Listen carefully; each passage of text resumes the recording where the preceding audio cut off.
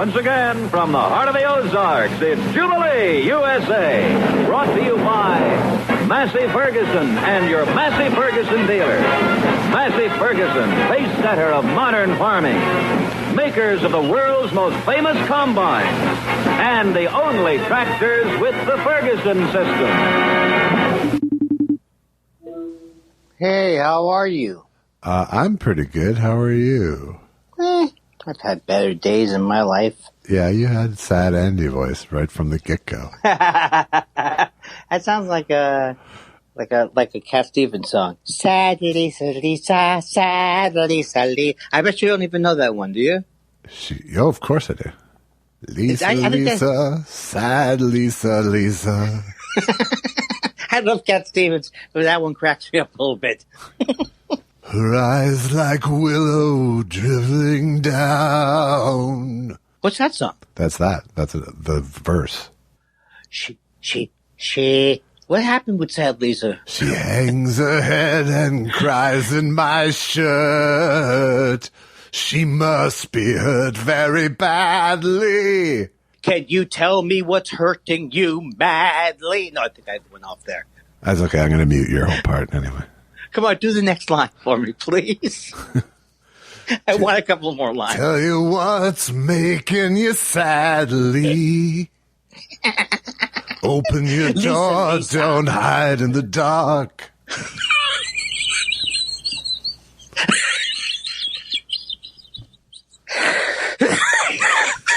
What the fuck kind of Lucille Ball fit are you having over there? What a horrible song! What a horrible song! That I love so much. Lisa, sad Lisa. I should have known. That should have given me a signal then that maybe he'd had trouble down the road. Yeah. No, I don't really believe that about him. I love him. Yes, I got a bone jack on, but it won't be lonely for long. Is that Mona Bone Jacone? A lot of that was on Harold and Maude, right? It was a split of Tea for the Tillerman and Mona Bone Jacone. Yeah. Tea for the Tillerman. Now that's a great song, but now my lady d'Abanville. Why do you sleep so still? I'll wake you tomorrow, and you will be my feel. Yes, you will be my feel. I loved you, my lady, though in your brave new life. You know, I have to say one thing, though. I do think you're Neil Diamonding him a little bit. I did a little bit, but, I was just trying to sell it through the air, This rose will never die. This rose will never die. Oh, my God. I actually asked Patty D'Arbanville about that song, and she's like, yeah, it's great. I'm dead in it. Now, this is a Mona Bone Jacone song? Yes, Lady D'Arbanville, which is about Patty D'Arbanville. Wait a second. Okay, now I'm too much. They dated back in the day. Oh, okay. Cat Stevens? Yes. He was I just can't even believe it's all happened. I can't believe it's all happened. For the record, I still kind of love Cat Stevens, by the way. But I do too. Not the songs we were covering. No. I have. I love. I have the. I listen to the wind of my soul. Boom, boom, boom, boom, boom, boom, boom, boom, boom. I love that song. I like your. That I love. Yeah. I know. So why do I feel the need now to prove that I love Cat Stevens, even though I was laughing hilariously? I know it come a long way. It's changing day to day. But tell me, wow, the children. I'm trying not to sing all the song, but that was good. Now, don't you feel better? A little bit. I was actually, as I was dialing, thinking, well, I'm going to need Andy's energy to buoy me up, and then it was like, hello. What a sad day. What a sad statement. Sad Andy. Sad Andy. Sad. So sad, is it just a mood, or did something bad actually? Well, I a lot of things got on my nerves today, and most of it I worked out, but some of it's like, it's just, Susan and I were just talking about, we just can't watch this. We can't watch this anymore. Yeah. Mondays are the worst coverage. For some reason, too. And I love my girlfriend. Susan knows that she's my girlfriend. Yeah. We refer to her as my girlfriend, Nicole Wallace. Yeah. It's about 20 minutes in. We just wanted to weep. I said, we can't do it.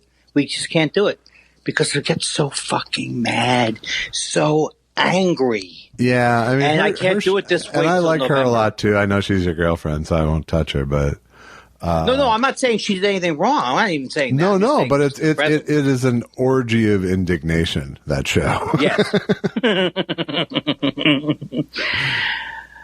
but it's also just. I mean, I can't take any of the race tightening coverage. Is one of the, I guess, the thing that just drives me nuts, because I started listening to the Mary Trump book, and I was like, oh my God, this guy sounds like he was raised like me. Yeah.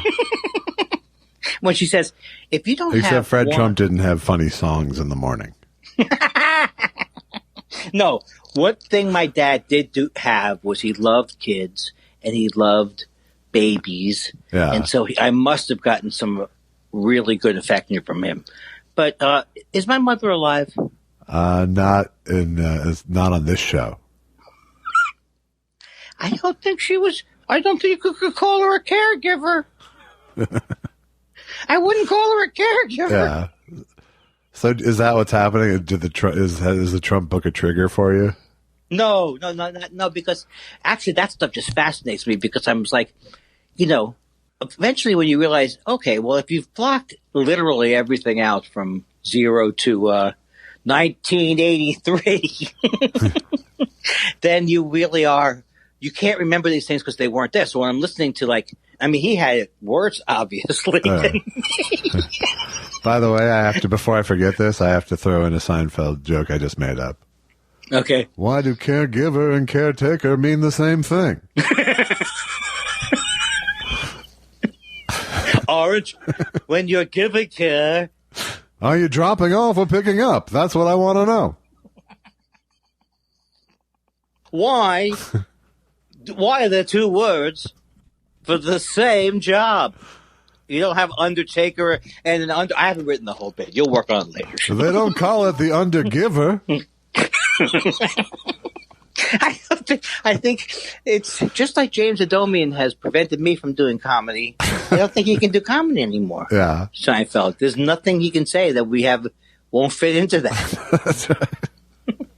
Who are these people who won't vote for Biden over no, I'm getting to that. He happens to be a Obama supporter, which I loved, Jerry. Yeah.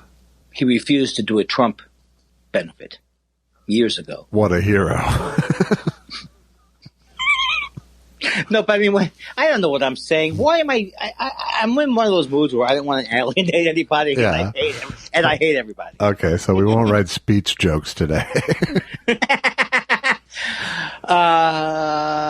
But then this whole thing with Joe Rogan and people want, and Joe Rogan, these people. See, that's the thing. Like, that thing just sat there trending all day. The Joe Rogan. So you didn't touch it because you didn't touch it. It's just like why I just that's why I need your like I was saying last week, your venom on the Corolla thing, because I just see the Corolla thing, I go, motherfucker, and then I don't click. Yeah, right. Well, I've kind of made it simple in the way that, like when Rogan says things like he said, well, I never listened to his show. I can't listen to him. I just can't. Have you listened to an episode of his show? I never have, no. I've seen long clips on YouTube, I guess. How do you watch those clips? It's like a guy with a headset on. He's hovering over. It's not like I was watching for a specific conversation. I know, or guest. gotcha. It's not like I was just surfing Joe Rogan. Well, but he said a couple of months ago that he's going to vote for Trump over Biden. Yeah. Yeah, that's not yeah. a smart take right there. That's not a smart take, and it's racist. I just think these guys are racist, and it's like Corollas are racist. Now, I don't know what's so funny about all that. These people are horribly dangerous racists who might put us in a camp. I don't get that. I don't see humor.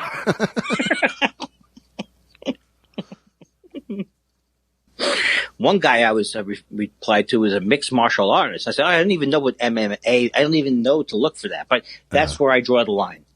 Is that MMA?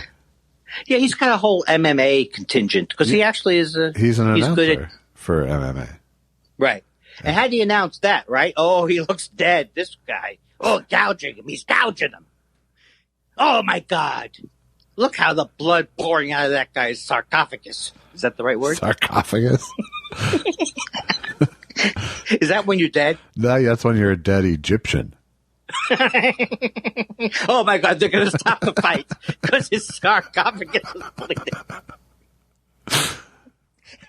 I like when I mix up everything in my head. Yes. You know? You and Crom Nosby there. Corm Nosby. Oh, yeah, this is so did not expect that this would cheer me up. Oh, my 2 hours and 11 minutes last week, right? Am I kidding? Are you kidding myself? I mean, we did it, didn't we, baby? Yeah. That turnip got squeezed. The kiss of death is Andy Kindler's, what's it called when you deconstructing everything? Yeah. Deconstructing podcast. Here's Andy Kindler's idea of edgy comedy. Oh, how's it going, Josh? Oh, you want to talk about something? Oh, because we're going to be podcast people now? You happy, Josh? Actually, that's not far from my actual personality. I'm fine. How are you, Andy? What, are you doing your radio announcer now? No, I just said hi. I just said I'm fine. How are you? Oh, yeah. It's hack. Oh, the hack's back. The hello hack. What, just go back from a hack convention? Hack is one of my go-to insults on I saw Twitter. you went to it with Rogan today online. I saw. Yeah. Well, the thing about Rogan, I'll tell you what, the reason why I am going after Rogan now is for many, many years, I never went after him because I was afraid he was going to beat me up. Right, because of the whole MMA thing. Yeah, and because that's how I defined my whole life, being scared about being beaten up. But then when I dealt in therapy. But now that he moved to Texas. Is that where he is? I thought he's just broadcasting there. I know. He's over with Alex Jones? I don't know if he's. I think he went to Austin, but I think he went to Austin to avoid California taxes on his $100 million. The whole thing makes me so sick. It's like I used to like Phil Mickelson. I don't know why I liked him. I liked him because he didn't win for a long time. And then he came out one day and he was whining about taxes in California, and he was playing golf with Condoleezza Rice. Yeah, imagine a golfer being a Republican. I know. That's what my reaction. The same reaction that you're giving is the same reaction amongst. I don't have a lot of poker friends, but I have a few. Yeah. And that when I get mad, I have one poker friend, Shane Schlager, and whenever I get mad at him about the other poker players, how he has a very straight face. He keeps a very straight face. I'm sorry. No, he just. No, he actually said. No, he won't commit. He won't commit. So I said, well, are you listening to me or not? I said, Shane, are you listening to me? But at one point he said to me, you're going to poker players now for political takes? Because I guess they're notoriously all idiots. Yeah. Not all of them, but many of them, like Mike the Mouth, Mattisau. There's so many Trump fans, it makes you want to jump off a building. All right. I think I do draw the line at active Trump fans. I mean, if I don't know that you're voting for Trump, but if you're out there every day talking about it, I draw the line at that. I don't know what that means, but I draw it. I mean, we've talked about this before. It's at a point where it is necessarily a character flaw at this point. Yeah, I mean, what could be your reason? Now I don't want to get into this too deeply because why should we get upset? But then the other day, Bernie Sanders started bothering. I didn't say anything online about it because that's a whole thing. You have to take out a separate account if you do that. Yeah, you have to change your name. I'd love to talk about Bernie, but I have to change my name to Lefty McGurk and pretend I have a 666 after my thing. No, so it's like that he's saying, I don't think Joe Biden is running the kind of, I think he's got to run, he should be campaigning with Alexandra Ocasio-Cortez. Hey, Josh, do you think he's going to win the election if he goes and campaigns about AOC? I love AOC, but is that really the solution? I don't think it is. And then just like, then I start to go, Bernie, and I'm going to say this right now, and I don't want to alienate any of our listeners. Bernie would have gotten his clock cleaned, Josh. Clock cleaned. The election would have already been over. Yes, but the clock would be clean. The clock would be clean because that's what socialists like. Oh. Yeah, no, it would have been a way easier tactic buffet for Trump. The thing is that I don't even care. Like I was totally over. I was ready for Bernie Sanders to be the nominee because I thought he was going to be the nominee. Right. Okay, but when he lost, don't blame us that he lost. Nobody wanted him. Right. That's not our fault. All right, I'm going to take all the heavy fire for this, Josh. Yeah. From Yoshi, I'm going to get the direct message from Yoshi Yamamoto. Yeah. You've gone back and forth with Yoshi Yamamoto on DM, haven't you? Not about political stuff because he knows better.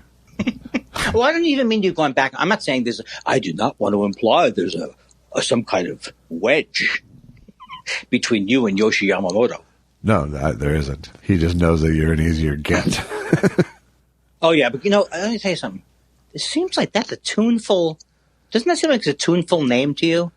Yoshi? Yeah. Doesn't it seem to have a nice... No, I don't hear it. I don't really hear it. You don't hear it? No. Yo, Yamamoto! Oh, great. Now I'll never be able to not hear that when I see his name. Okay, it's better for you than Andy's Droopy. It's better for you. I spent half my time now liking Andy's Droopy comments. He retweeted. And I appreciate it.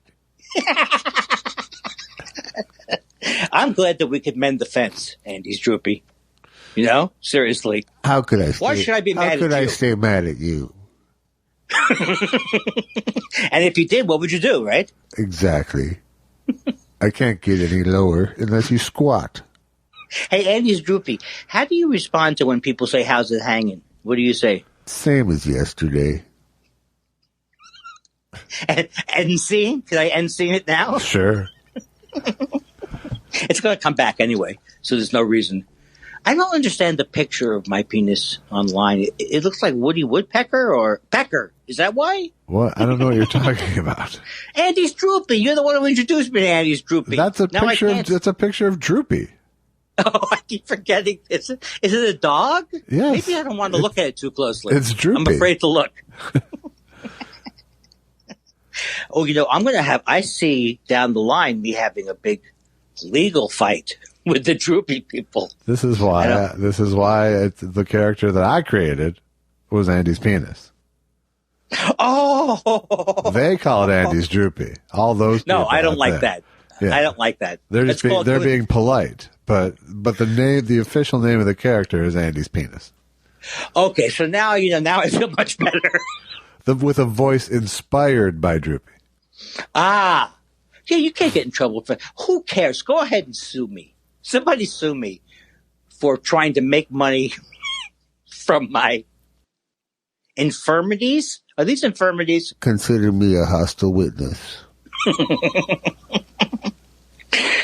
Droopy, Andy's penis, my therapist tells me it's natural as you get older that you don't have as much strength in the penis. Why am I talking to my therapist like that?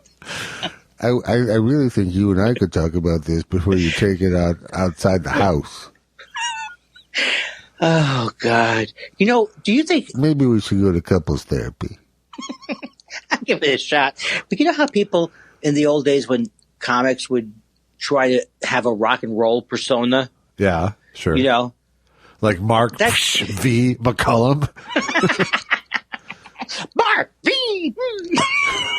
Oh, only you and I know what you're talking about. That's true. And it's very good. But no, like you used to think you're like a rock star. Sure. And the ladies like Our friend Bill Hicks had a real serious case of that, by the way. He did. He did. And he was kind of a rock. I mean, he kind of had it. He was kind of he looked good in the leather jacket. Yeah. But no one's going to get more attracted to me because of our podcast now. That is true. Right? That's true. That ship has sailed. The mystery. I think mystery. I think we're funneling all the lust in my direction now.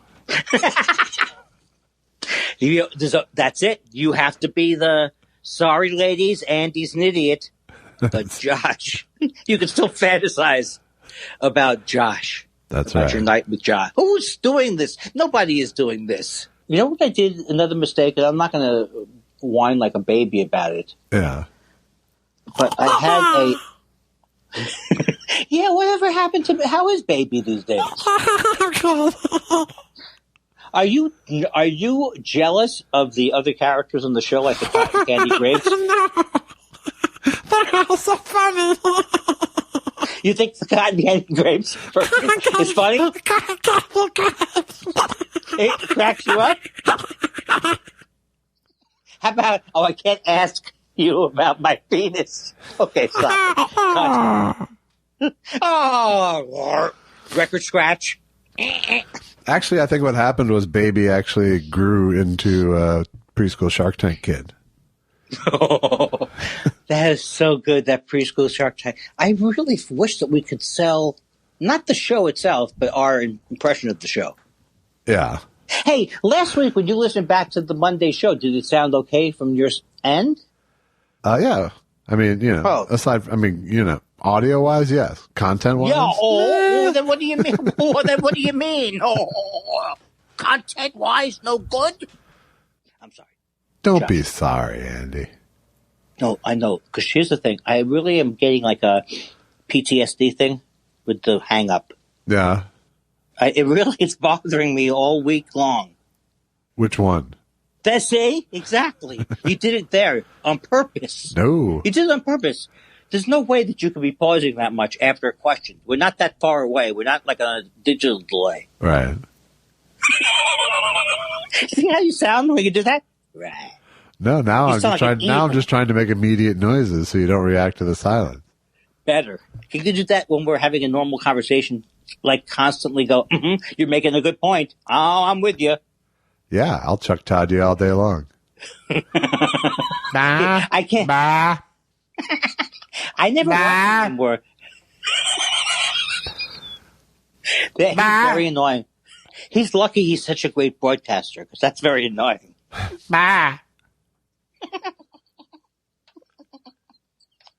He sounds like an animal at the zoo. Well, Chuck Todd. Well, Chuck, I don't think so. Chuck, could you stop? Chuck, could you just listen to me without... We'll be right back. That and Dennis Miller's Bata. Have you ever had a chance to hear Dennis Miller say that? Bata. It really is the worst thing. Bata. I think now... Hey, Dennis, what do you want on your popcorn? Bata. I'm sorry. It was okay that I executed it, right? You aced it.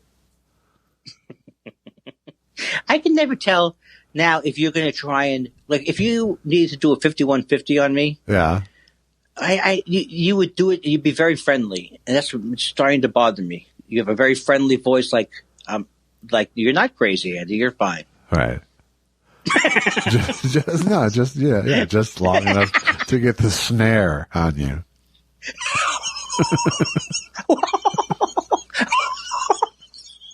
Long enough to get the snare on me. Yeah. Oh, God. I'm gonna need the 10-foot Jew snare.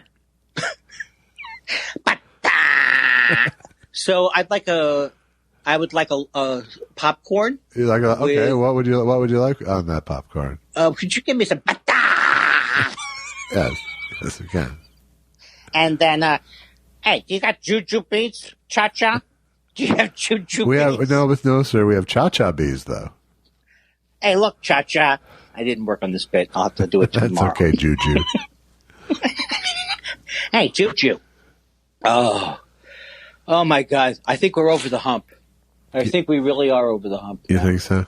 Oh no! The hump is 9:30. God damn it! Do you think it's? Why do I look at the clock now? Because here's the thing is, I think we're having a good conversation. Right. So I'm looking to see how long it's going on. Right. That's a bad thing to do. It's a little bit. It kind of makes me want to. What were you saying in Tea for the Tillerman and a lot of the songs on Tea for the Tillerman? This is your sort of first public album for a long time. Yeah. I think I was saying forget materially what you're trying to do. I think that happened mostly in Miles from Nowhere. Forget that, because wherever you're going to go there anyway. So don't be frightened and relax. I think it's mainly a relaxing album, perhaps. Good evening. Oh, How are you? That's a happier Andy than Monday. Yeah, it is a happy. Well, I am happier, but I was conscious I was answering the phone that maybe I should indicate it with my voice. So I'm still observing everything I do like a crazy man. Well, that's good at least. Okay, so tell Joe, you are happier and you could answer the phone nicer. And then, who's that guy? I was going to do a whole bit on I'm calling from the Rasmussen poll. That's the Rasmussen poll is always a little bit more friendly towards Trump, right? Well, we just have a few questions for you, sir. Okay, I'm ready. First off, can you disguise your voice a little bit? Well, no, I'm on the payroll. Oh, I'm sorry. How was that acting? Good. I'm moonlighting. My favorite show. I don't want to do this bit. Never mind. Well, you could do it tomorrow. Maybe to someone else. Are they conservative? Is the joke that they're conservative questions? It was a pro-Trump slanted. Yeah. I thought of another show we could do next time on preschool Deadline White House. Yeah. Preschool Deadline White House. He's the worst. He's the worst. I can't believe how bad he is. He's the worst. He's the worst. He's the worst. We'll be back with Bob Woodward on Preschool Deadline White House.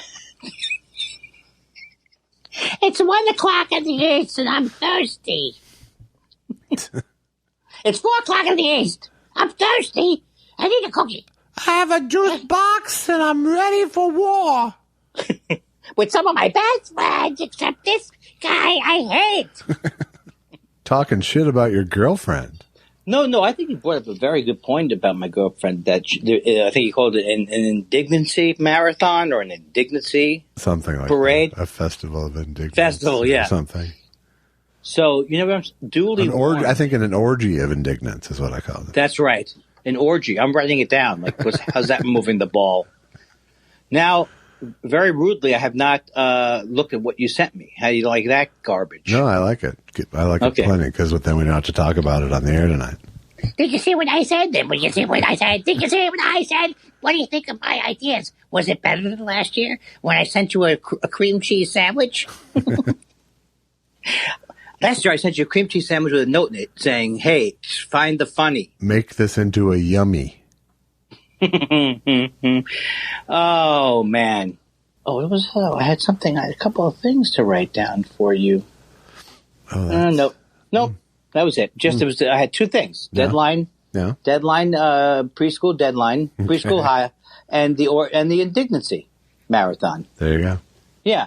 So, and then we're done? I also I wrote this down too. Okay. Hump day. Good. Do you do? Because maybe you have some hump day material. Yes. That you're ready to really need to get off your chest. Why do they call them caretakers? They're not taking the care somewhere else, are they? Who's that? Barbara. That's from Hello, Bob. That Barbara is from Night of the Living Dead, as many of our many of our listeners wrote in to say on the Barbara thing. Who is and who's saying it? One of the dead people? Hello, Bob. It was early. It was like the brother. It was Barbara's brother teasing her, like they're coming for her. They're coming for you, Bob. Yeah. I can't watch that movie again. I'm done. Oh, have you having a good Rosh Hashanah, or has it happened yet? I believe it happens Friday night. This Friday. Yeah. That's Erev Rosh Hashanah. Ooh, and for those for my Christian friends, that means before or after? It means the evening where the day begins. In the Jewish calendar. And and you say you didn't get a lot out of those 5 times a week. It's twice Eve. a day. It's the Hebrew equivalent of Eve. Right. Even that word we had to change and make it more ethnic. I think we had it first, I got to say. Oh, I'm so excited. It's Hanukkah Eve. No, Andy. Young Andy, no, that is not correct. No. It is Erev. It is Erev. Go hang up the stocking of disappointment. And because our fathers coming out of Egypt were not treated well, I will continue not to treat you well as my child. And you will get nothing in a stocking, because that will will that teach you to keep the rage going. That's not the way my mother talked, but and you can fill in the rest. You're also thinking of Passover abuse, not Hanukkah abuse. Oh. Well, my mother couldn't wait till Passover, because forget about the 8 nights of Hanukkah. She liked the 7 nights of different plagues. That's right. She went with the 365 motif. And plague number 3 was my aunt's nagging. If you know what I'm talking about. I had never had a highly populated seders, and when we did, we had Marjorie and Carl and yes. Who are Carl and Marjorie? Well, I think I got him wrong now. It's Carl, not even Carl and Marjorie, because Marjorie is the daughter of Carl, and the other lady whose name escaped me. Mrs. Carl. But Carl, I can't believe it, because I loved both of them were great. Well, clearly Carl was better, though. Well, she looked like... No, he was, because he brought firecrackers. He brought firecrackers over on July 4th. He brought... Okay, I was going to say, to a Seder? That's very odd.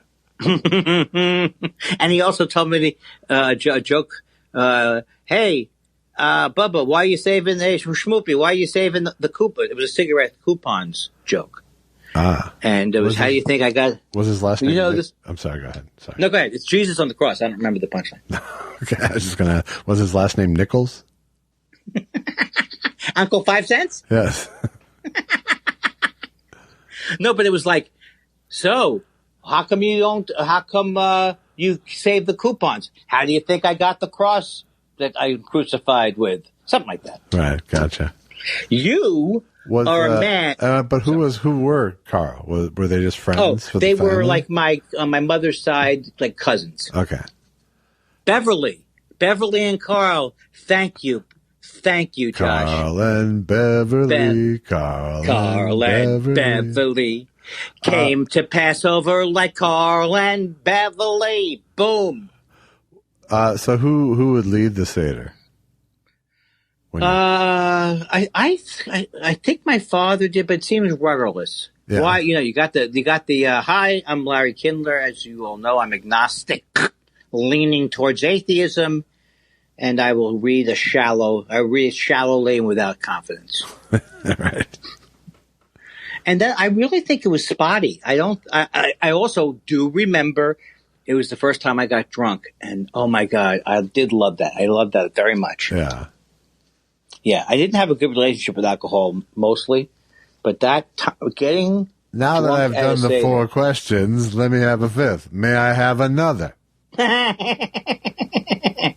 Actually, I have Manish Tana, the wine is so cheap. My Christian friends, they also have wine, but it's not cheap wine. I don't know, doesn't sound like a plausible sketch from my childhood.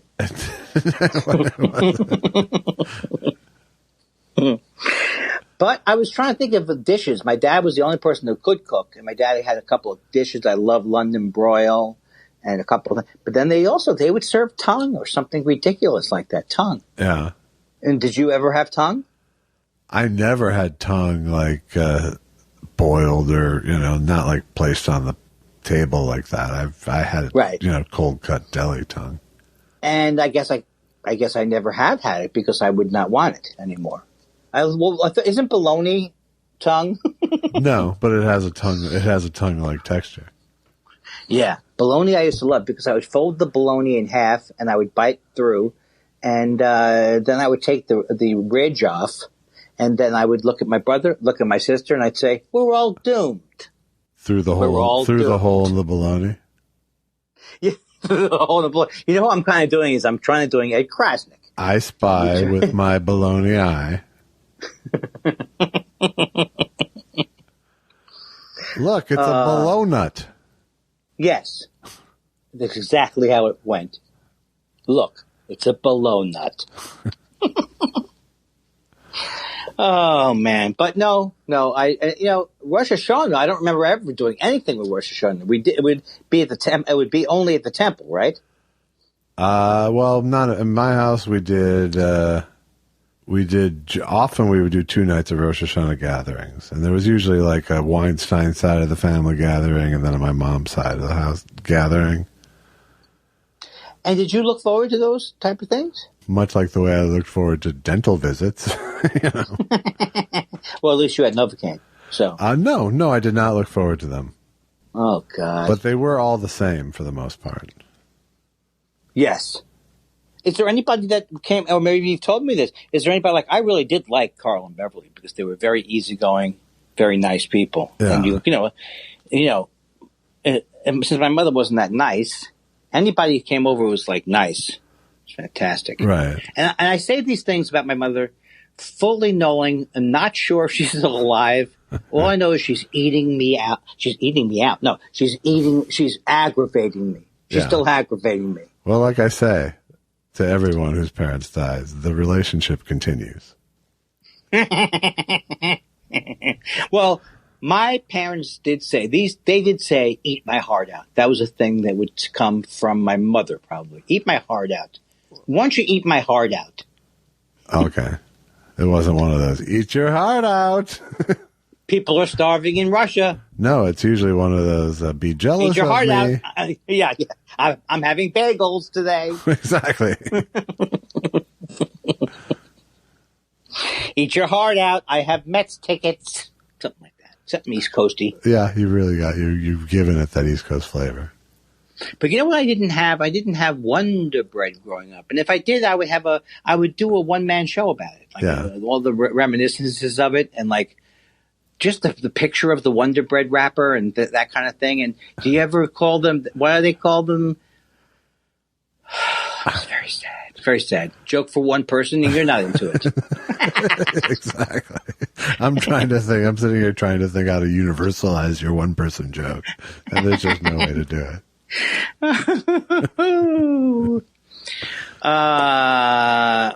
All I know, Josh, I do feel a lot better than I felt Monday. I'll tell you that. I'm not lying when I say that. I feel 100% better. Sounds sincere. Well, I also had a good night. I mean, it was so, my ears must have been burning because I kept playing around with what I was going to send you, but then I was definitely getting into that mode where if you hadn't sent me a note to say send something, I could have gone back and started not sending it. So yeah, well, good. I'm glad it worked out. Well, it did work out. I'm just proving to people who listen to the show and think I'm the fuck up. I'm not the fuck up, right? And he's Josh? he's not the fuck up. Wait, am I the fuck up? No. Look, folks, we're not here to hit you over the head with you implied there was a fuck up in the equation, so if it's not it's got to be me. Is that what you're saying to me? No. What kind? Are you saying I'm a fuck up? I fuck up for you? Not you. You're saying I'm some sort of fuck clown? No. To make fucked up balloon animals for you? Hey. Do I remember? I used to open up with a similar. Am I here to amuse you? Because I really was confused about why I wasn't getting a good reaction. Yeah. Am I here as some kind of a clown? Not with that material. Yoshi Yamamoto. I don't understand what's happening right now, honestly. Yeah, I know. I don't know if you're telling old bits or writing new bits that sound like bad old bits. I started microdosing today. With what? And I guess I didn't get the micro part. This guy gave me a bag of shrooms, and he said, use this for microdosing. I turn around. Hey, these aren't bad, I said to my wife. Pass the Cheetos. What'd you have for breakfast? Oh, I made breakfast, and I made my famous home fries. And I say my famous home fries, I only mean I made potatoes at home. Ah. And it's famous because we don't like to do it. Right. I think that, and the only reason I asked you what you had for breakfast is you said, I'm having breakfast. That's why we're starting late. Right. Yeah. Right. So let's get back into the argument. It wasn't like, what did you have for breakfast 12 hours ago? Right. But let's get that argument we had a long time ago. Yeah. When I said, I'm so proud I make these potatoes, and they mean the world to me, Josh. They mean the world. And then you said, well, you really are potatoes that great for you?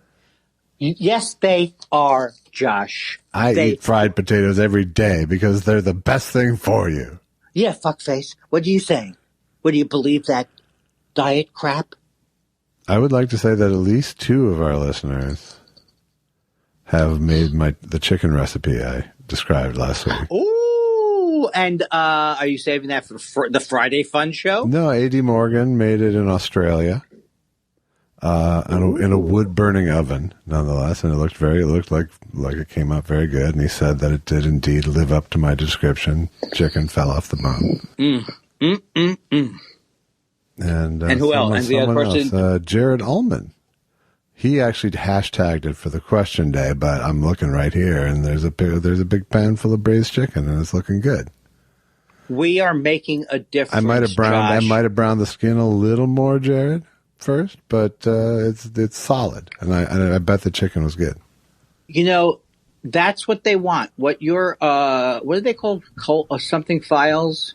What do they call when people aqueducts? They're like cinephiles. What are they called? When you have new people who follow you, nubiles. When you have new people who follow you. Yeah, no, your followers you can refer to as my acolytes. Oh. I wasn't going to get there. Hey, is that a good Charles Nelson Riley? Your acolytes that's what they like. And I've decided that one of the things, the reason why you're good at telling people about cooking is you're very articulate. Why, thank you. Thank you. Like, I tried a couple of weeks to be like a reviewer for a local paper, and it's like, I liked the food. It was good sushi, and I liked it. And there was lots. The hamburger, why am I doing it like a preschool kid? I didn't give me a hamburger. And I did 4 stars. Preschool chef school. See you next time on Preschool Restaurant Review. I can't believe that these haven't. Well, they have taken it off, but I mean, this wouldn't have its own show. Yeah, we're not getting our $100 million yet. Here's the podcast that I don't really understand. There's one that's like, like if you're into true crime, we send you all the clues, and you come up with the story. Nobody wants that. Nobody does. I missed the beginning. I'm sorry. They go, you're a big fan of true crimes? Well, this is a interactive. You solve it. Who done it? We don't know who done it and they send you an actual clue, and they send you a decoder ring, that kind of thing. Nobody wants that. Yeah, no, that's like Highlights magazine level shit. And in fact, podcasts are in my rear view, and it's all audiobooks, baby. Yeah, good. Yeah, exactly. And I'm going to tell you something right now, Josh. We're not here to hit you over the head with a hammer and take away your house after that. That's not what this is about. This is just a loan. And I don't know who told you that you would be threatened with arson. That's not what we're about. Okay, I know I went to that well one more time too often, but I did enjoy it. It was a nice dip. Yeah, sure. Don't give me the yeah, sure. Butter, you know this one? Butter wouldn't melt in her mouth. You know that one? Is that because she's cold? It's Yeah, maybe that's what it is, right? I think it's like she could talk her way around and the butter would melt in her mouth. I don't know. I have to check with my mom. Oh, that's not nice, Andy. Oh, Andy. Oh, Andy. Find a what? new punching bag. Yeah. It's so terrible.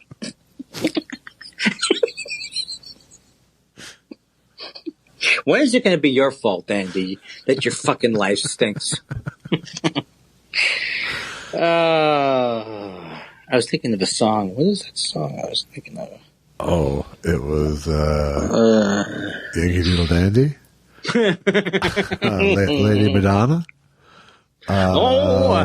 Tub Thumping by Chumbawamba? No, but there's some songs that you know. How come you know when it's Lennon and when it's McCartney, and I don't know that? I should know that, and sometimes I'm wrong. Why am I stupid? Probably because I've read enough books where they talk about the songs. Okay, so All You Need Is Love sounds like you'd think it'd be Paul, but it sounds like John to me. That one I don't know. That might have been genuine collaboration too. Right. I just I love that song because I do think that's sincere, whereas I didn't used to think it was sincere when I was a kid. Yeah, I mean the chorus is better than the verses. Yes. Yes. Exactly. But when the part where they go bum bum bum bum bum all that stuff is great. Yeah. Or did I hear it so much that I think it's great? Where they do the In the Mood at the end. Yeah, and they do She Loves You. Yeah. Yeah. Well, it was that was there was all the famous '60s people in the room singing along too. Oh, that is from like a Christmas release? No, it was from a worldwide satellite telecast. And is that the one they're all sitting on the floor? They're sitting on stools, but everyone else is around them sitting on the floor and stuff. Yeah, and like Mick Jagger's there. Oh, I got to see that again. I got to see that. I mean, I've told you so many times about when I took the LSD and I got into that Beatles, and I'd never been so high in my life, and they played every single one of them. And, like... The Beatles A to Z. I don't know what it was called, but it was like the Revolution. Like there's a video of them doing Revolution that is like amazing. Yeah. I don't know where it was recorded. Yeah, it's like a filmed video. In studio. Yes. And who played guitar on that? Now, that could be George Harrison on those tracks, right? Or you don't go that heavily into it? Well, I mean, George Harrison was always playing guitar in some form, generally. And right. But I wouldn't be surprised if that opening lead was Lennon and then Eric Clapton, maybe. No, I think it was Lennon and Harrison. Yeah. I just love it. I mean, I'm starting to... No, Clapton only played on Guitar Gently Weeps, pretty much. Oh, okay. Los Angeloso Misterioso or something like that. I know so much trivia that I can't get out of my head. Literally, I can't replace it with other stuff. That's what I should do. Yeah. Eddie Haskell, Vietnam. Why does that not leave me? And they're false things most of the time. Right. Person went to Mexico. They thought they were getting a rabbit, and they came home, and it was a lion. They found a picture of someone with their toothbrush up their ass. The thing that's amazing is how many people knew someone who worked in the emergency room the night that Richard Gere was brought in. I know. What are the odds? Well, it could have happened a lot of times, too. I don't get that reference. Is that like a joke? Is that like a joke? I don't know. How could it have happened? And I thought it didn't happen. It didn't. I was just playing along with the fake. Oh. So yes, I guess it was sort of a joke. Is this the way Martin and Lewis were? Like the day before Dean Martin. My take was he could have had a gerbil up his ass a bunch of times. Yeah, but I don't like that. So a lot of people got the story. I don't know if it's true or not. And I don't know if you should accuse him of being gay. I don't know that makes you gay. And is this Jerry Seinfeld, the blue comic? No. Why do people... I don't know that being a human habit trail implies homosexuality in any way. I don't think a gerbil climbing into your backside is sexy no matter what your sexual orientation. That sounds much more rodent sexual to me. We got to do this. We can make not a lot of money, but have so much fun recording a special of why do they call him the caretaker? Why do they call it the airport? Well, I guess that makes sense. No, the one, the Carlin one was the worst. Was not a good one. I mean, he's great, but when he goes, why do they say get on? Why do they say you get on the plane? You don't get on the plane, you walk into the plane. That's got to be too much coke or something. Something, yeah. He was like, I had such a hit with, why do they call it a near miss? What was that one? It should be a near hit. I did tell you that he was truly upset by Rick Moranis' impression of him. Why does that Canadian fuckhead think he's funny? When I got knocked out, when I came to, was I knocked in weird? Something's gone afoul inside a tomato. That's an actual hit. Too. It looks like it's not even finished yet. It looks like it's still in the larval stage.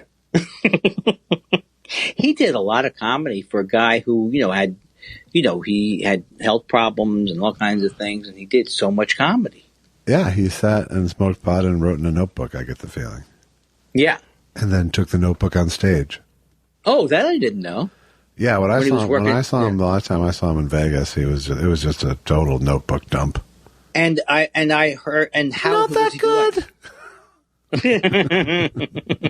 Well, I heard that he did get sick of Vegas. He early on went to Vegas but as the old character. But then when he returned to Vegas, he had kind of like, I'm just going to go back and make money. But then I think he got mad again there. Yeah, well, I think we've talked about this too, and I love Carlin on the whole, but his last few years were just this. His anger was like the internet. Yeah, it's true. It was like everything had the same intensity, be it politics or the way someone fucking wears their beard, doesn't matter. Same anger, same level, same venom. Well, I hope I don't lose my sense of dynamics as I get old. No, I think, you'll get softer. Yeah, but the thing is, I don't know. I don't even know if he seems like he was not a troubled guy, but up and down guy, but who isn't? I don't get the sense that he was that. I mean, I think he was troubled by the world. I think he was a serious person in that way, but I don't get the sense that he was that personally troubled. Yeah, I think you're right. And I think he got married again. And whatever. I don't know. What am I talking about? Why don't I learn something? Why don't I watch something if I have a question? or look it up. Apatow's doing a two-parter doc about him. So. Oh, he is? Yeah, for HBO. Cool. I forgot who we're talking about. George Carlin. Okay. You know how many times I still try to fool you when that happens? It's better. It's better when you don't, really. I know. Who am I? But I'm sure it must be terribly embarrassing for you, the amount it happens. Yeah, what do you mean? George Carlin. But now I am going to have to actually write it down because I could forget. Yeah, well, we're done, aren't we, with George Carlin? Whoa, yeah, but I don't want to be caught left-handed or something. Why do they call it being caught left-handed? Why do they call it? It doesn't make sense at all. You don't glue your tooth to the face? It's like it came from a Jew in a pinch. Why do they call it money? Why do they call it what it really is? Things that I have to have or I'll die. Yeah, that's just the structure. That was somewhere in between. You were skirting the Seinfeld-Carlin line. Yeah, that's right. I still would love to see little Todd Carlin. I love that whole. It's such one of my favorite characters because it's so close to the way Groovy is. Well, and that's why I made him. That's why I made him just be Gruber. Right. He does. Nobody does better than him. The kind of it's almost like a Jerry Lewis kind of, the tribute character. More corny than a Dennis Miller, old Dennis Miller joke. Will you do something to get me out of can you do anything to get me out of this nightmare that I'm create? Yeah. Don't do it. Don't do it. All right. Don't do it because I know what you're selling and this guy's not buying it. All right. You gave me a nice clean eggs wrap, but now we're on the hook again. Yes, but this time it's more. See, it could have been there, but that would have been hacky. Yeah. Also, I want Jim from Taxi, but in different, in some kind of a new situation. What if Jim from Taxi? What if I said goodbye? Okie doke. In the last 7 to 8 years, I began to develop a different comic voice and a different perspective. Stand-up comedy is a low art. It's a vulgar art. It's an art of the people. It's not But it's an art. But it is an art. It has to do with interpreting the world as you see it and then writing something and then delivering it verbally. And I found a very liberating position for myself as an artist. And that was, I sort of gave up on the human race and gave up on the American dream and culture and nation and decided that I didn't care about the outcome. And that gave me a lot of freedom from a kind of distant platform to be sort of amused, to watch the whole thing with a combination of wonder and pity and try to put that into words. Not caring about the outcome. What do you mean by that? Not having an emotional stake in whether this experiment with human beings works. I really don't care. Hello? I'm sorry, hello? Don't be sorry. How are you? Good. Actually, sounds better than me. I lost my little adapter to plug in my iPhone, so I'm going through my laptop. It doesn't sound any worse. Doesn't sound any worse on my end either. Well, I'm very sorry for ruining your day. I'm very sorry. Very sorry. Get it all out. I'm about to explode. Not really. But no. I could see myself exploding. I'm luckily 5 years of therapy, 45 drugs, 75 electroshock therapy. Yeah. And I'm able not to explode. I couldn't find my headset attachment, and that was it. That's it. You know what I'm saying? Yeah. It's too goddamn much. Hello, Camel's back. I mean, there's only so much a man can take. Is that a Gillette commercial? It's the best a man can get, I think. Oh, okay. That's really different. I think the other one related to my fetishes. Ba-dum-bum-bum-bum-bum-bum. Add weird fetishes to your limp penis. Boom! Giddy up. Oh, no. I just got a view of me in like weirdly looking leather that hasn't been cleaned or something. Like not looking like a leather guy, trying to be good, trying to be tough. Non-shiny leather. Like pie stains and stuff on your leathers. Yeah. You couldn't clean up? Worm. See, I'm the...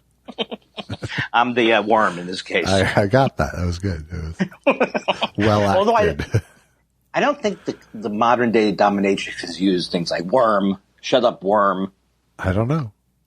Oh, yes, you do. Oops, I thought for sure that would catch you. Yeah. You're too quick, my friend. You're too quick. Also, you don't have a horrible life that you're trying to hide. That's right. Why do I laugh like I am? I'm not. I like to keep my secret lives public. Right.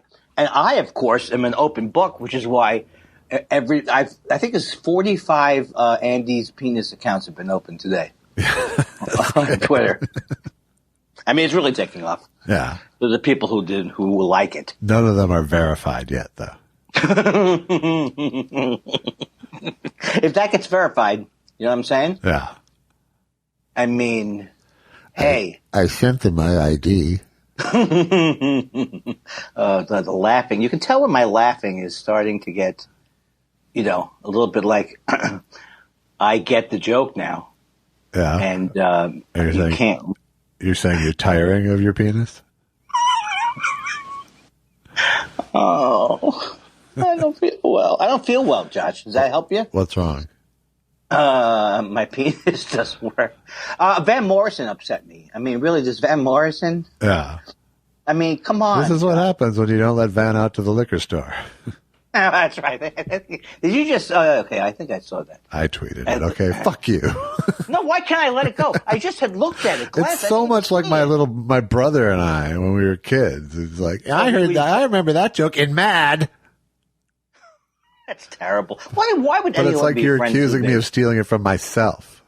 Yeah, why would anybody be friends with me except that it makes them feel better about their own stinking lives? Is that why I do it? Oh, no, that's bad. It makes you look bad. Except for you. You do it because you really appreciate friendship. Is that why I do it? Like, I'm not even aware of what I'm saying. Yeah, people are, they like me when they want to find someone, a dog they can kick around smaller or something. Right. I don't want to get into a dog kick around. In the old days, they had a million different expressions like skinning cats and I'm glad they're not that popular anymore. Grabbing a donkey by the balls and playing Ring Around the Rosie with it. All right, I made that one up. Well, you painted quite a picture. Don't stop thinking about tomorrow. I had something to say, but it couldn't have been important. But you went with Fleetwood Mac instead. I always say, when in doubt, try to sing like one of the most expensive songs to buy. Right. License. Yes. Oh, and then, we talked about Dane Cook ruining all of my memories. We did on text, yes. Yeah.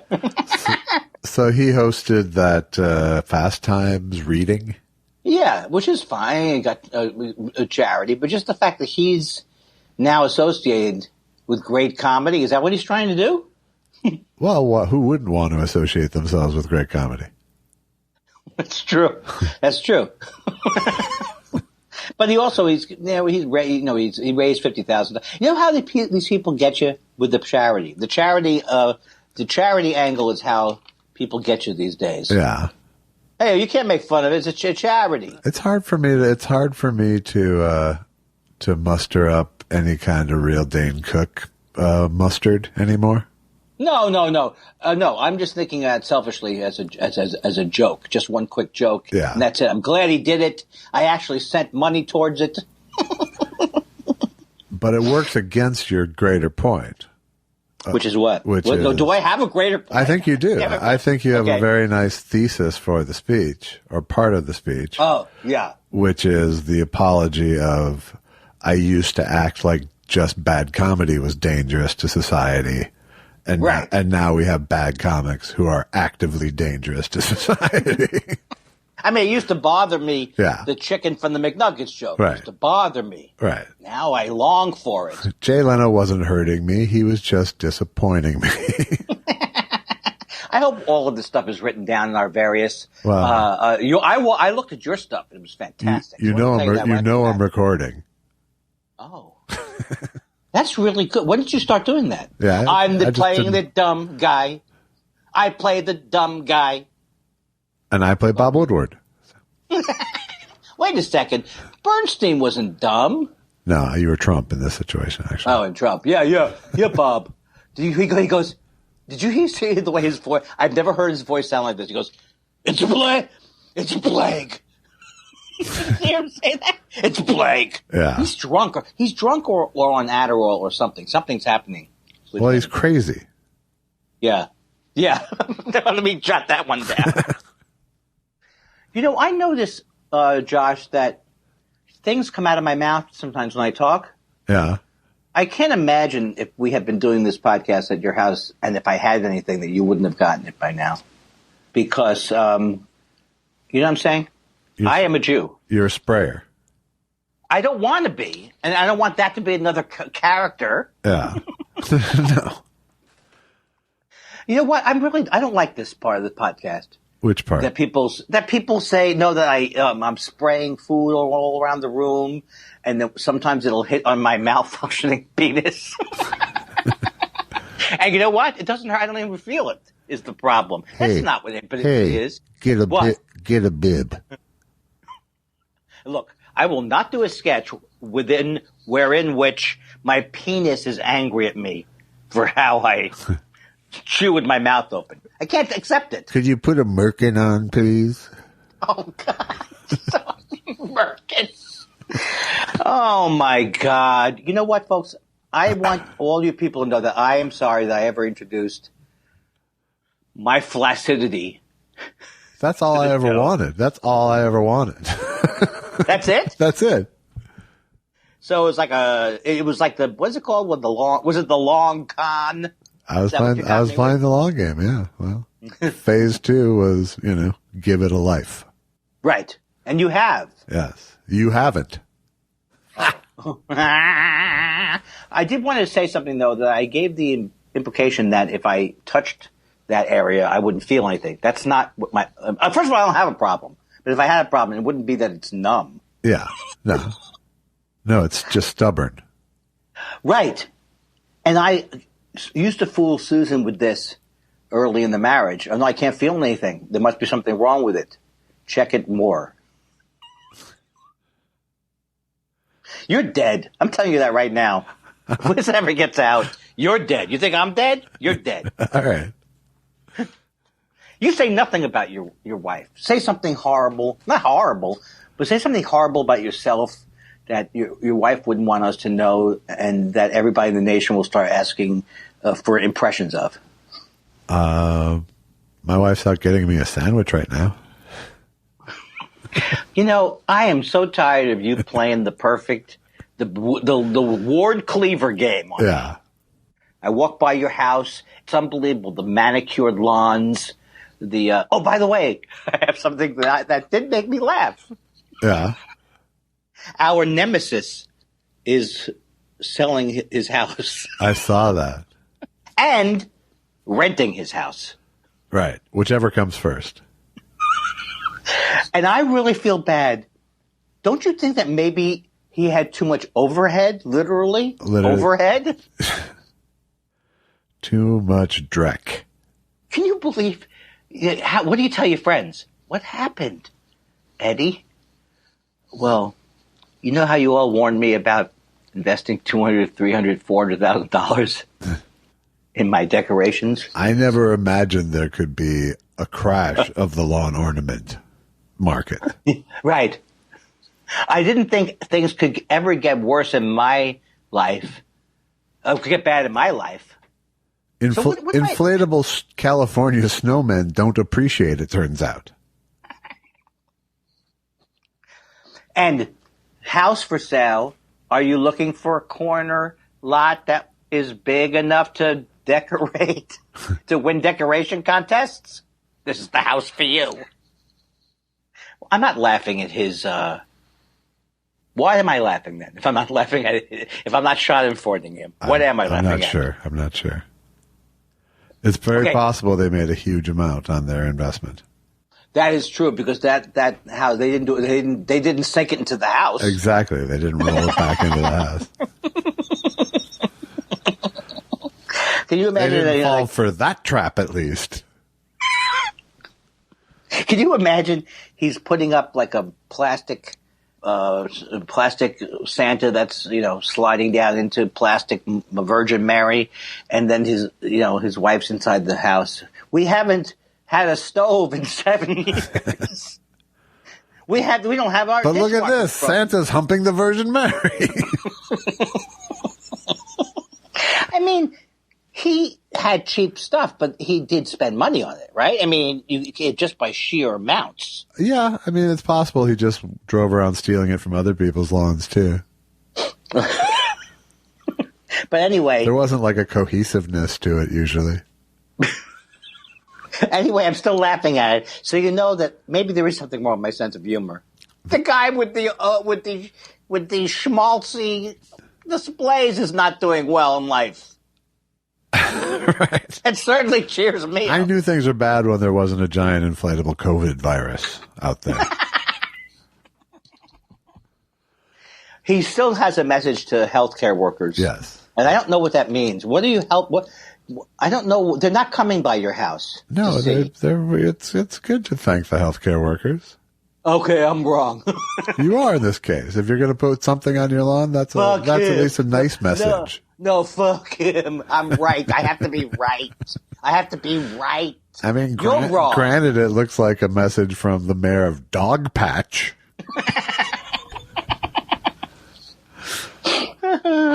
You're the puppet. That's my favorite part of Trump is the way he argues. You're corrupt. Yeah. You're corrupt. You're a puppet. I was thinking about that today, how the day after the first debate, he'll be on TV calling Biden all the things that stuck to him the night before.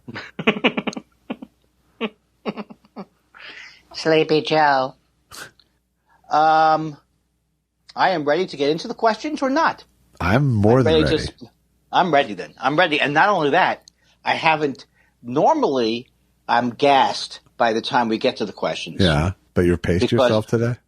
I don't know. I tell you I had a really serious tragedy right before I got on the phone? You did not. Well, I lost about your the earphones. adapter. Yes, you did. I lost I'm sorry. the Yes, you adapter. did. I'm sorry. Well, you forget? I'm dropping off a hot dish for the Shiva later. You got seriously. If Trump says he has all the best words. You literally have all the best words. For the real meaning of that. Hopping off they should use you for AI purposes. I need a hot plate Shiva reference or something for Shiva. Right. Okay, I'm going to stop now. But it was good for a while. It was. I did a good job. I liked the part where you were praising me, and then when you ran out of words, it got boring. Yes, exactly. People shouldn't be fooled that you're that much less self-absorbed than me. Well, you are, but I was trying to fool people into thinking you're self-absorbed. I think I just have a different flavor of it. I don't know that I am that much less self-absorbed than you. Right. Yeah. You have that. No, I was just going to make up something stupid. Yeah. Now I'm ready. Okay. Sous vide. Uh-oh. Here to ask. Hey, George Burns. Has the situation improved? Yeah, Gracie and I used to talk about this, and she said if an entertainer ever becomes president, it's time to gas yourself. Oh, my God. He does everything, folks. He does everything from as obscure as George Burns. It hasn't been this depressing since I sent John Denver to talk for me. Or if you want to hear Henny Youngman, he'll do it. I don't know. I don't have a Henny at the ready. I don't know. I don't have a Henny at the ready. And I actually worked with him. And I worked with Henny. Oh, you did? You did work with him? I opened for him, yeah. Oh, I think you've told this story before. Didn't he say? Did you? Because if not, I'd like to hear it. I did, but probably years ago now. No, I opened for him at the Comedy Gallery St. Paul. And the two things I can say about it is, well, three. One, he was a very nice man. Right. And he actually came out and sat in the audience and watched my set. Cool. And I don't know if that was to determine what he was going to do, but he was encouraging and said good things about it afterwards. And then he said, "Hey, stand by the side of the stage in case I have to go to the can during my set." I remembered that part. That part I should have even said because I remembered it. Yeah. But not enough to be able to interject it. And I will reiterate, I still to this day don't know if my job was to take him to the can or to fill in for him on stage. Yeah. Either way, you were ready to go. Yes. He was funny in the Youngman, as if he needs my support now. Right. Steve Infield says, thanks, Andy, for liking the gin and platonic joke once I spelled it out. Let me explain my thought spiraling on the bit that followed. Okay. If they name a sexless relationship after you, you must not have been able to get laid.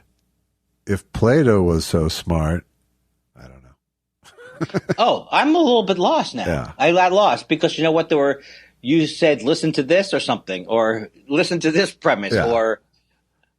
So his do you joke, get it? his joke is that if Plato was so smart, they wouldn't have named a sexist relationship after him.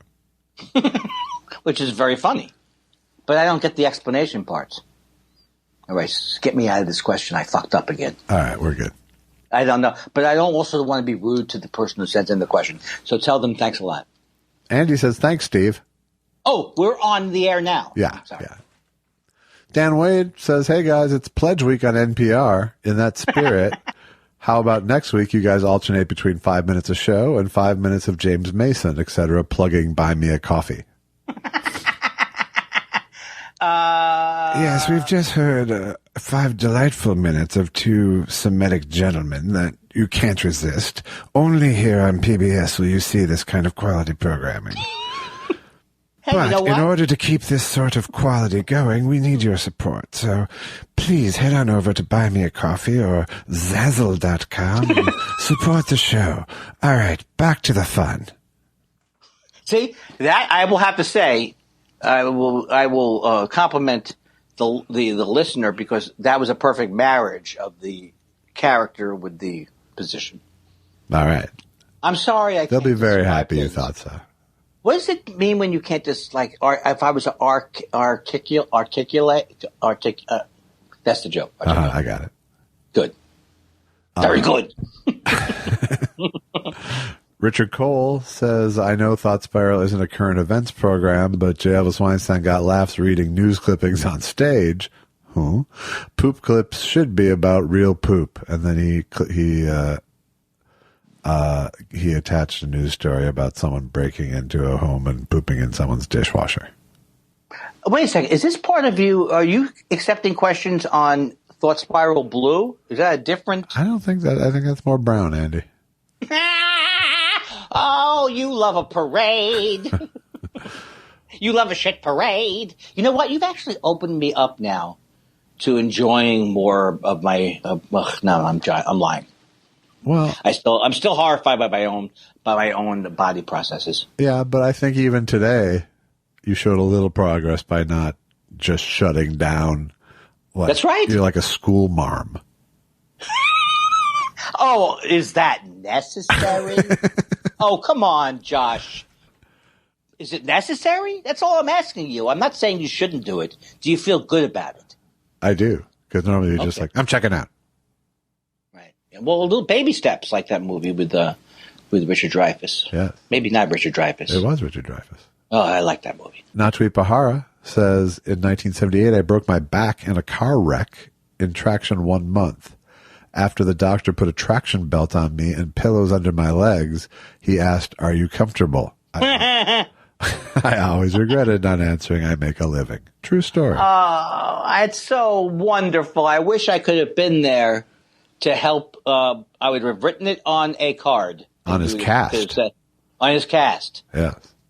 I just want to tell the listeners, if you expect me to come down to some hospital where you're sick, that's not part of the agreement. All right? So get that idea out of your head. I'm sorry. My horrible character is not that. Oh, I'm sorry. I thought that was a cameo you were doing. Oh, he makes fun of my cameo. No, don't make fun of my cameos.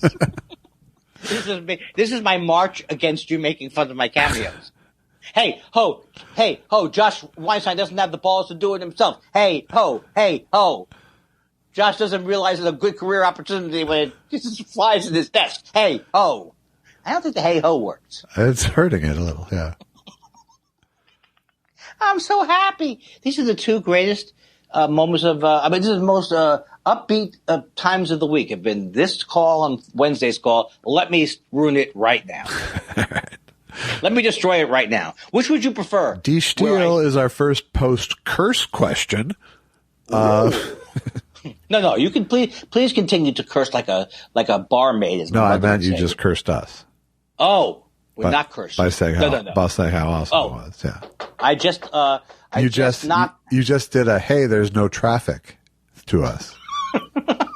Hey, I just, what is it when you knock on? I knocked on an IKEA prefabricated table, choo-choo. Knock on glue gobs.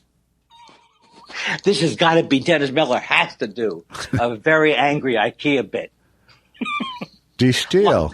Yeah, sorry. It says Andy is finally out to eat with his wife at a lovely West Hollywood bistro to celebrate the end of a long quarantine. After starting with some Pinot, Andy asks the server if the teppanyaki is spicy. Unfortunately, Mean Dylan, seated nearby, overhears. You want me to act it out? Yeah, Excuse me, sir. I have a lot of concerns with spices. Is the teppanyaki spicy? Oh, Jesus Christ. Is he here at the same goddamn restaurant as me again? What? Oh, what? It's like you're following me or something. Bob, you're my hero. And Yeah, be the hero. Oh, Jesus, I've been hearing this since 1962. Get a life. Why do you haunt me now? My hero haunts me, follows me weirdly out to dinners I'm having. Why don't you sit down and maybe eat some oatmeal and shut the fuck up? And shut the fuck up! He's eating some oatmeal. That was my Fred Schneider, Dylan. I got me some oatmeal as big as a whale. And it's about to set sail. Seth Dick III says Mama Dick III was scrolling through IMDb and found the yin and the yang of Mr. Go. It's 1978. Starred James Mason and Jeff Bridges and was written by Burgess Meredith. Any memories, or were they wiped out by the onset drugs and alcohol? Wait a second, is this a true story? Yes, there's a clip here, in fact. I do remember that very well, unfortunately. Not my best moment in film. In fact, it took me only 4 more years to die. But I played Mr. Go. Well, actually, I'm sorry. My memory fails me. It was Jeff Bridges played Mr. Go, and I was Mr. Stop. And it never... the script never really went anywhere. Is this a real movie? Yes, it's called The Yin and Yang of Mr. Go. I can't even believe that. It sounds like a premise that I would come up with. And it was directed by Burgess Meredith, fresh off his Rocky stardom as Mickey. Yeah, but he wrote it too? Well, yes. He had a lot of clout for a moment, and then he spent it all on the yin and yang of Mr. Go. It sounds like a Hello Larry And movie. it was back to Mickeyville for him. I like James Mason as a mean Rex Reed style I'm not mean, reviewer. I'm just a realist, my boy. I'm telling you, if you need, maybe you don't want to do Cameo, but you can make a beautiful dollar touring the country as James Mason. Come see my one-man show, A Bubble of Poison in My Loins. I keep forgetting, though. Was he Goebbels? Who did he play in that movie? He plays the man from the head office. Oh, he's not. Well, who says Bobby? Bobby. That would be Gregory Peck playing... Oh, let me hear a little bit of that. How does he sound? He sounds a little like this. Bobby. What? Is that I will not have this operation shut down because of some infernal Jew. Well, I've heard this. Is this child really a offspring of Hitler? He's not an offspring. He's a clone. Sorry, I didn't mean to insult you. One of 200 I've planted around the planet, hoping that one would flourish into a Führer. Are they all named Bobby? Why, just only by coincidence. This is still the greatest. This movie was not a joke movie when it was made, right? It's hard to know, but I don't think it was.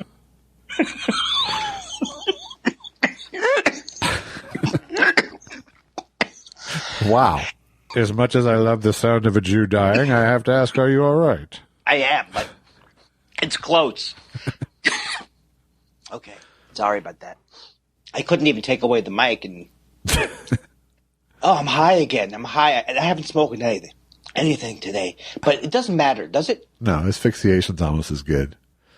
Asphyxiation's good. Just ask Carradine. I know, that seemed, you can't pick, sometimes you can't pick the way you go, but that's not the way. I say, God bless him. He went out doing something he loved. You can't be dusting off your old asphyxiation material. What was the name of that group? I need you to know you're one of mine. What is that guy? I don't know what you're doing. Don't go by way of the song. But no, he was a rocker. In Sync? Michael Hutchence from In Excess. Right. Which is not the same as In Sync. No. You know, you really shouldn't. I should not criticize people's fetishes, but that one, I will have to say, buyer beware, I guess. Yeah. Yeah. Maybe do some dry runs, so to speak. Exactly. Maybe you should start. Hey, choo-choo. If you want to choke yourself out for sexual pleasure, why don't you start with a back. Yeah, that had hope, and then you. Yeah. I know. D. Steele's back to say, Andy, also please keep calling out Joe Rogan. He probably won't beat you up, but he might sick Dom Herrera on you. I don't think Dom Herrera likes him. I don't know. Oh, I don't know. Why? I think he just wanted to take one from left field for you. Well, I guess because Dom plays the comedy store. No, I'm totally on board with the Joe Rogan thing. If only because the fact that I didn't make fun of him for years, because I was afraid I was going to get beat up, is such a horribly un-Lenny Bruce-like story. Right. But it's honest, which is Lenny Bruce. It's honest. I mean, the guy goes, yeah, he's one of the best taekwondoists in the world. You know what? I like his act. That's right. He brings something to the table. Yeah. His crushing hands. Right. Andy's droopy says, Josh, in test show number 7, you described a segment on Later with Greg Kinnear involving donkey diarrhea. When the NBC execs were reprimanding you for it, did you try to defend the comedic value of liquefied shit shooting out of the ass of an ass? Take it away, Josh. No, I did not defend it on those grounds because, frankly, talking about it made me break into laughter, which made them know that they weren't going to get a whole lot from me in terms of apologies. I did apologize, but it was pretty much a don't do that again situation. And I bet you won't do that again. I will not do that again. No. If I hire a donkey, I'm doing it the day before so they don't feed it. Exactly. And I like the fact that the guy who's made up an account about my penis has only listened to 6 shows. What a tribute. Well, clearly he's listened to more. Yeah, but maybe here's what I think. Yeah. He just happened to hear our show. He knew this was going to be his ticket to stardom. Yeah. And now he's feverishly going back to see if he can get any limp penis. Do you want me to shut him out? No. Right. No, I love it. I need him. Right. Guy Incognito says, what would mean Bob Dylan sound like getting in a kerfuffle with Vin Scully for not wearing a mask and playing just a bit outside? It might go something like this. Vin, we're both in high-risk groups here. This is ridiculous that you and I are this close. I just came in here to give you a mask and get the hell out. You need to be in isolation. Don't be stupid. Apparently, Bob Dylan thought scolding me would make him a big man. Anything but. Man, I didn't think he would. I mean, mean. Bob Dylan, I get that he's mean, but going after Vince Scully? Why? Well, that was just, I'll be honest, that was just a little bit of tough love.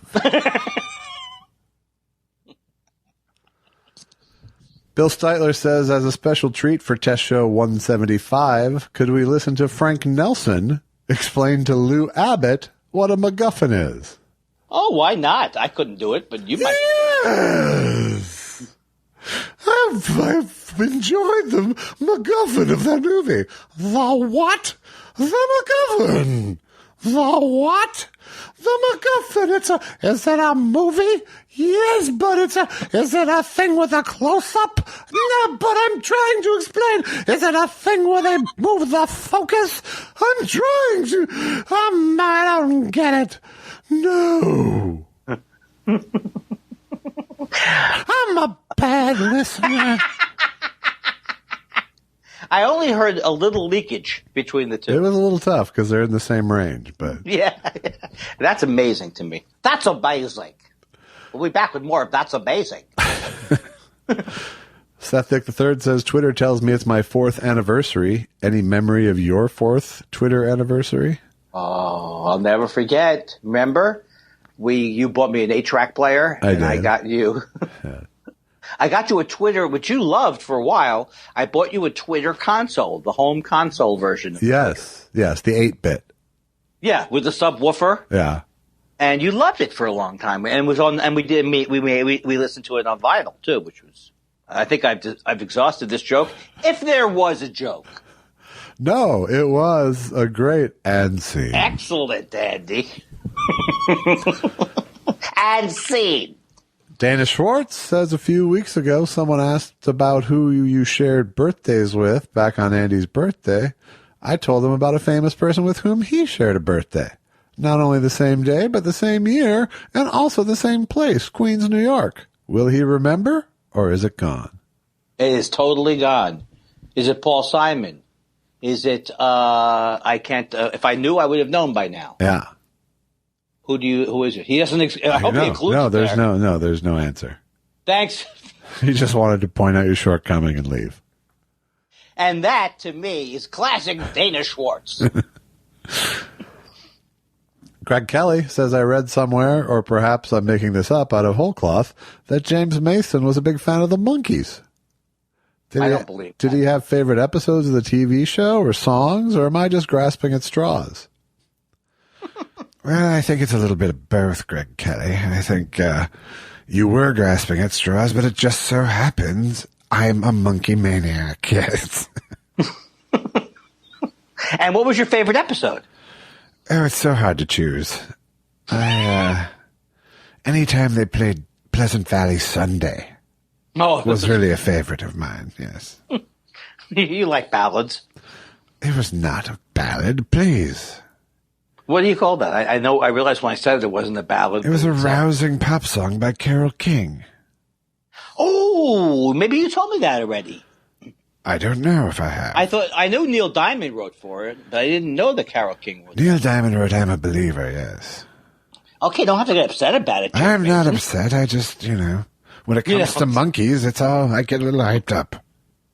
Do you think there's nothing more fun than a barrel of monkeys?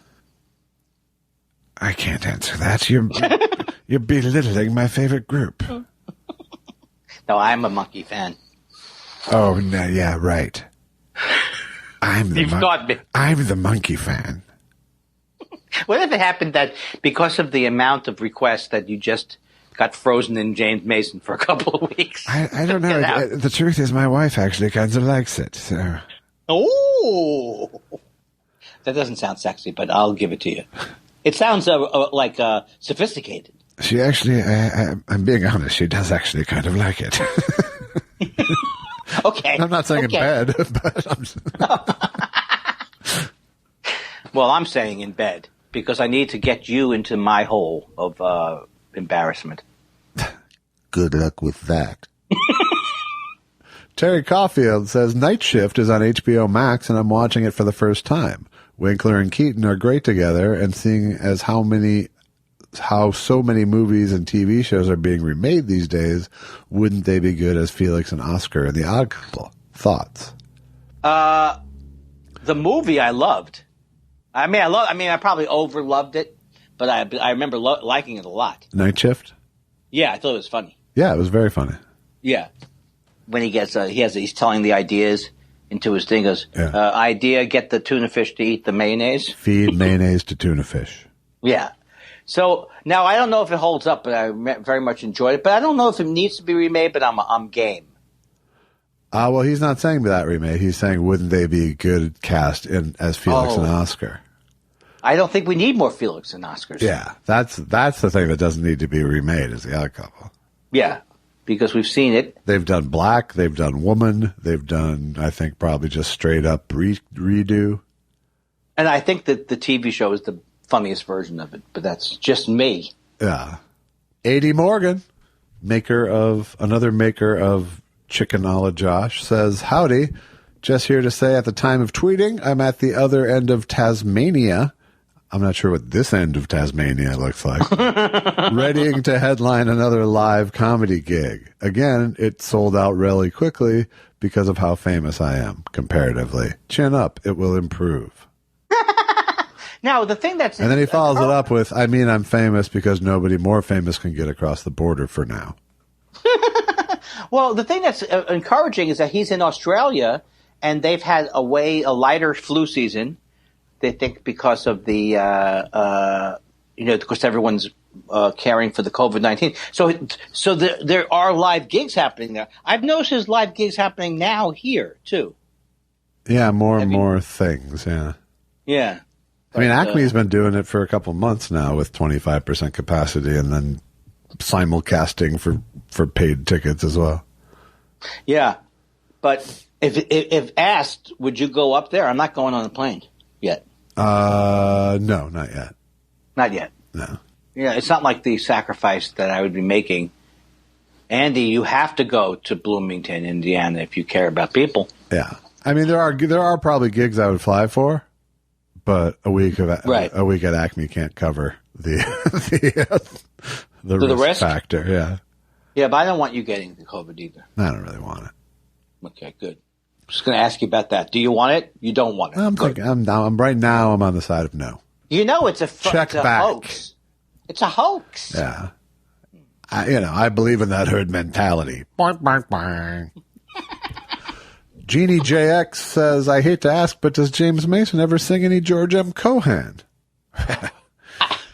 After the Monkees, there's almost nobody I like better, but...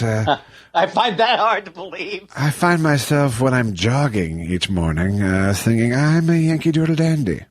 A Yankee Doodle do or die. A real live nephew of my Uncle Sam, born on the 4th of July. I've a Yankee Doodle sweetheart, and she's my Yankee Doodle joy. Yankee Doodle went to town riding on a pony, and I am that Yankee Doodle boy. It's still delightful. I don't know how you do it. You've created a character that people love. Guy Incognito's back to say, just out of sheer curiosity, if offered, would you fellas do Joe Rogan's podcast? And then he follows up, what would James Mason have to say about that? Well, I can tell you that I would not do it. Well, I would certainly make fun of you if you did. Yeah. I know things that are... Look, I didn't have a problem with Cameo. I did it first. No, but a girl's got to have his standards. Yeah, I really... First of all, I don't like him. And he said kind of crummy things about me when the Opie and Anthony things were happening. You know he's a taekwondoist, though, and I'm very frightened of him. Yeah. I do know don't want him to beat me up. I do know I don't want him to beat me up. Okay, good. Larry Harold says, what's your Halloween plan? Porch light on or off? I think this is the first Halloween where you can actually pretend. You have to pretend to be home. Why? Because going out's illegal. Oh, so you'd be like you would be upset when they knock on the door. Right. I don't think there's indignant. There ain't any kids coming to my house, but I probably will go porch light off just to make sure. I hope mean Bob Dylan doesn't go trick or treating again. Give me some fucking candy. Really? Saltwater taffy? You cheap motherfucker. Oh, Bob, you really have had a tough year. Those orange peanut butter things and wax? No. Johnny's in the basement mixing up some garbage. I ain't gonna work for candy corn no more. Have you brushed your teeth? Because I feel an idiot wind. I don't know. My best. Adam Nicollet says, it's my first rodeo. Is a reverse mortgage a scam to take my house? Oh, no. If you're thinking that this is a scheme where people come into your house late at night, force you to sign a horrible mortgage, and beat you half to death, that's not what we're doing here.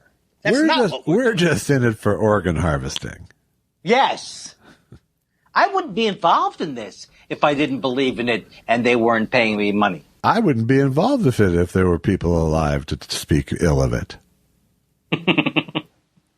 I wouldn't be involved with it if I wasn't, I think, a little bit greedy with the money. When it comes to the money, I think I might be, folks. That's a self-deprecating, self-aware Tom Selleck. You might want to tighten up the name of the character. Cody the Sloth says, first time, long time, quick question. Is incest gross or is my family just ugly? Which is a solid joke. The solid joke. That is a solid joke. That's a very good joke. I wouldn't say it. Yeah. But it's solid. I'm not going to argue with that joke on any level whatsoever because, the one time I did sleep with my... All right, over. Sous Vide says, stumbled upon It's a Living, a 1986 sitcom about waitresses at a high-end rooftop restaurant starring Ann Gillian and the lovely Crystal Bernard. Not really a question, just missing restaurants and the lovely Crystal Bernard. Sigh. Sous Vide is good. I do remember. Do you remember that show? I remember the name. It's a living. Was it a Norman Lear thing? No, it was just a pretty standard sitcom, but it ran for 2 or 3 years, I think. Boy, I'm surprised I missed it. It was Ann Gillian's big TV role. Oh, way before Ellen and all that kind of stuff. Am I mixing up with somebody? Did you go out with Ellen? I think you are. Ann Gillian didn't go out with Ellen? No, that was Anne Hesh. Ann Gillian had a mastectomy very publicly. Is she okay? I think she is, but... Okay, so don't get me going then. I mean, she didn't actually have the operation publicly, but she was That's what I would have done. Public about it. I had my colonoscopy publicly done so I could make my club act based on it. Right. So I was like, hey, what's this thing he's sticking up my thing? Folks, does this look right? My ass is on Cameo. It gets more than the rest of me.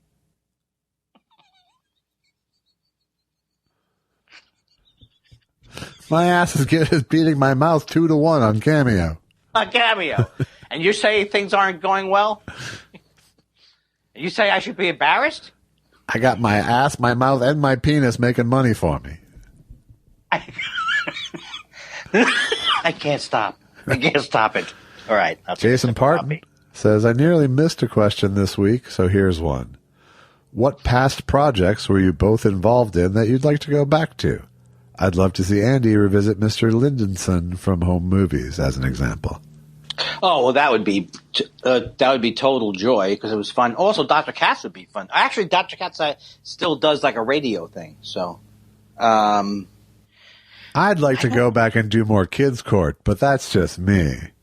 I still think it's going to go. It just makes me angry that it didn't go. Well, the weird thing about this question is that next weekend I'm actually going back 31 years and playing Tom Servo in a video for charity. Oh, that's great. Do you have to approve that, or it doesn't matter? What do you mean?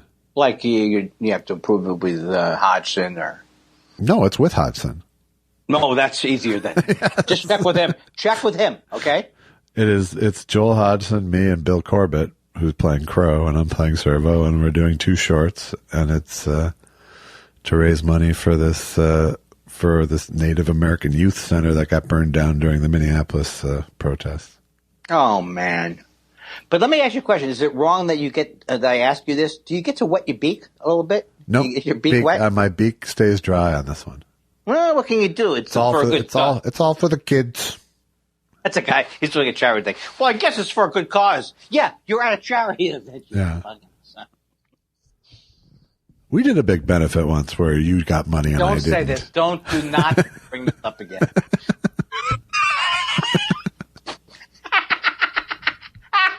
I knew that was coming. I think I'm on to you. Not on to you, but I'm a lot more awake. Yeah. It still won't see when you. But it occurred to us it wasn't like I had it there waiting. It occurred to us at the exact same moment. Oh God, that's just some of the things I have shame about. Glad I can open up the jewelry case once in a while. Oh, you loved that we never said anything about it, and you heard them, and we never brought it up. That's the best part. Yeah. Oh, someone's getting paid. Yeah. I'm sure, the Alzheimer's researchers didn't need that money. They would have rather seen Andy's set. Well, the people who had Alzheimer's don't care because they forgot. Get it? Yeah, they paid for that. Richard Cole says, Get it? do you guys prefer to smoke weed in joints, bongs, or pipes? I used to say joints. Yeah, I've always been a pipe guy. I'm kind of wishing I had a bong, but they're so messy. Yeah. Yeah. It's a lot. Yeah. Bongs are a little bit too showy to the universe for me. Yeah, and it's going to get. I think I've told the story a million times about my dad came up to college and we hadn't cleaned out our bong for like literally 3 years, and he poured it on his desk. What's this, Andy? What's this? He couldn't. It didn't matter to him. This looks like it would be fantastic in my coffee, Dad. You screwed up my coffee. Alex Norman says a lot of misinformation has been floating around lately, and despite sources saying otherwise, Andy's droopy is not Will Smith. This is really bothering me. I also heard this in the Rap. I read an article about it in the Rap. Oh, I thought this was a cue for you to do something. No, it's not Will Smith. There. Oh, okay. They meant the account, Andy's droopy. Oh, I'll tell you something. I can hear the exact same truck going by your house and my house. Yeah. That's good. Because it's a helicopter.